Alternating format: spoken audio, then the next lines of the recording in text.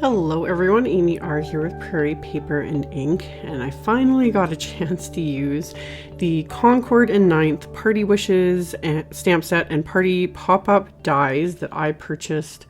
I think this was part of their January release. I can't remember. Anyway, I needed to make a birthday card, so I pulled out this Party Wishes stamp set, and I have some smooth white cardstock from My Favorite Things that I put into my Mini Misty, which is pretty much almost necessary for stamping such a large stamp like this. The wish stamp is huge, and I wanted to make sure it was stamped perfectly. So I ended up stamping it multiple times with Hero Arts black ink. Just kept inking it up and then closing the lid of my Mini Misty until I was happy with it. And then once I had that stamped, I grabbed the Make Ass stamp from this set, and I wasn't sure exactly where I was going to put it, so I kind of fiddled around with the placement. And then once I was happy with where I was going to put it, I closed the lid of my Misty, and I'm inking it up with some My Favorite Things dye ink. Some of my MFT ink pads are the old style, back when they were like this. They have the newer style now, which I actually prefer. Slowly transitioning over to those. Anyway, the colors are still the same though. So this is Cotton Candy ink. So I inked it up and stamped that twice. And then I inked up the stamp again with Ripe Raspberry ink. And I just used a micropore cloth to remove some of the ink from the top of the stamp and then close the lid again. So then I've got like this ombre sentiment. That's one thing I love about like large sentiments like this, is you can do stuff like that and it's just fun. So once my sentiments were done, I pulled it out of the Misty because this part was actually a lot faster to do without the Misty. There's little candles in this set, so I put each one on its own little acrylic block, and then I'm stamping them repeatedly across the bottom of the card with more MFT ink color. So I use Snow Cone, that same Cotton Candy, and that same Ripe Raspberry. I just kind of repeated and just went over and over again. So this just went really simple. And then I inked up the little flame with Lemon Chiffon dye ink. This is one of in the newer formula. It's been out for, the new formula has been out for I don't even know how long anyway. I'm slowly getting all the little cubes because I love having cubes because I can have more colors in less space. So slowly getting to that. But anyway, I stamped all the flames, and then my card base is some black licorice cardstock that I cut to 5.5 by 5.5 by 8.5 and scored at 4 1/4. So top folding A2 card. So I scored that in my paper trimmer, and then I grabbed some pattern paper. This is the Simple Stories Love and Adore 6x6 pack. A lot of people asking what I do with my pattern paper. Honestly, I hoard it most of the time and do not use it. I just like to look at it and pet it and get inspiration from it. And then every rare once in a while, I'll actually cut into it. So this time I did.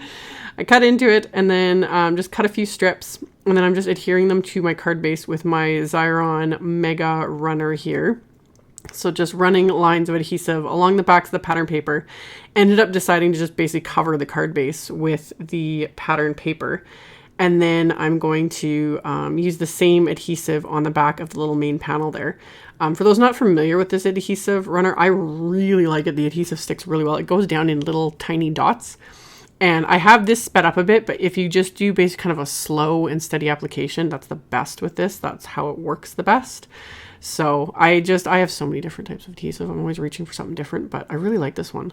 So I got everything adhered flat to the card front. And then for the inside, this is just some lighter weight pink cardstock from my stash. Honestly, I think this is from Michael's. I just kind of, because I wasn't sure if this was going to turn out, I've never used this die before, but I watched Concord 9th's video on this, which hopefully I'll remember to link below. But this is the Party pop-up dies. So I have the same piece of cardstock as the base here. It's 5.5 by 8.5 inches. And then I marked the center where I'm going to score with a pencil. And I only scored up to where the die is going to be. You do not want to score all the way across, because then you're going to score across the letters. Again, watch the Concord 9th video. They explain it very well. That's what I watched before I started making this card, and it just made life easier. So I did that, and then I ran this through my die cut machine, and there's little notches on each side of the die. So you line the notches up with those two little score marks, and then I ran it through my machine, and then I popped out all the little extra pieces there to just get them out of the way. And then before I did any folding or anything, I wanted to stamp the bases here. On the bottom part of this, there's 5 little squares. So I masked off each square with some, I just used sticky notes. And then there's coordinating stamps in the Party Wishes stamp set, little patterns. You can stamp all these with different little patterns. So that's what I did.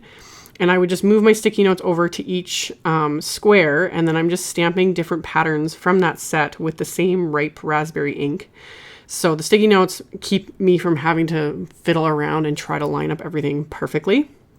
So I can just move the sticky notes, stamp, move the sticky notes, stamp. Saves my life, saves the aggravation. So once I got everything stamped, that's when I'm going to start doing all the folding. And again, they explained it in their video very easily, but it's time consuming. It's not hard. It's just time consuming to do all the little folding. You have to fiddle with it. It helps to, see the video, see how these are supposed to look like when you see the end of this video, how it's supposed to look as it folds up. Then it makes more sense. So I'm going to speed up the folding process. I think altogether it took me probably maybe 5 minutes, not quite that long. Again, like they say in their video, it is hardest the first time. Once you've got it kind of figured out, it's like, oh, okay, this makes sense. But the first time it's a little bit of fiddling to see how it goes. But now that I've done it once, it's like, okay, the next card will come together even faster. But yeah, it's just a bit of fiddling to go back and forth, fold each piece up, and as it's starting to come together, it starts getting easier and easier and easier with all these little letters. It gets, that's the most difficult part, but even that, you just have a little bit of patience. And as I went along and folded, it starts folding easier. So you can start seeing it kind of do its little like accordion thing. And that's the funnest part. So once everything is folded properly, I can close it completely. And I used my Teflon bone folder and gently pressed everything down to really crease those folds so that this will open and close really simply. So once that was done, there's also these little bows that come. They come attached originally to this dies to all those open squares there. And I just trim all those out first before you run that die through your machine. So I trimmed those out, and then I used those with some snow cone cardstock from MFT to match the ink I used on the front. And then I'm just using teeny little dabs of my Nouveau glue here to glue these on. If I'd been thinking I would have done this before doing all the folding, it would have saved me. I kind of had to fiddle to try and get these adhered. And then I was like, I should have done this before doing the folding. It would have just taken no time at all. But still, it didn't take long. So I just adhered them all. And then I put this back in my MISTI, kind of backwards here. I wanted to stamp a sentiment from the all year long stamp set just to kind of finish this off because I just thought it'd be kind of a cute touch. So I have the sentiment lined up first, or the first part of the sentiment lined it up in the mini MISTI there, and then I inked it up with that same ripe raspberry ink, and then got the word for the month. So as I hear the most amazing people are born in, and then I added May. So stamped that with the black ink and got that all lined up. I used my mini MISTI for that just in case, because like after I did all that work, that's the last thing I would want is to mess up that sentiment. I would have been livid. So it stamped good. It was all good. So once I was done with all that, I decided to trim off some of the sides and the top and bottom of this so that there'd be a border of the actual card base around the card. So I trimmed off roughly about 1/8 of an inch from all the sides of this, keeping everything then still centered. So once everything was trimmed down, I'm going to put more xyron tape runner on the back of this, and you want to make sure you do not put any adhesive on the actual pop-up area, because you want that to pop up. You don't want that glued. So I put adhesive all around the perimeter here with the tape runner. And then I put some more on the bottom and I guess to the top, back of this too, just to hold everything in place. And then the two little areas that kind of go in on the top and bottom as well.